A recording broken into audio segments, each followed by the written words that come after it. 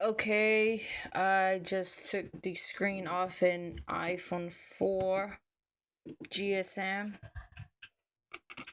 I've replaced the screen already. This is the old screen. All jacked up and shit, so it's cracked right there. And this is our new screen.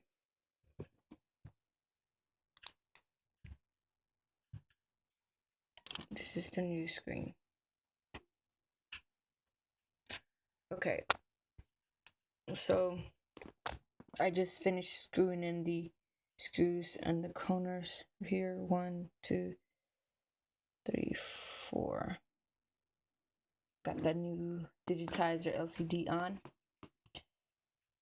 Here are all the other parts that I need to put back.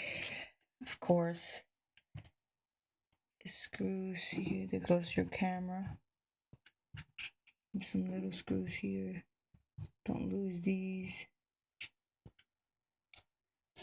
And this is the speaker. This is the vibrator. And of course, this is the motherboard right here. Careful with this thing. All right, let me finish this up. I will upload this video later.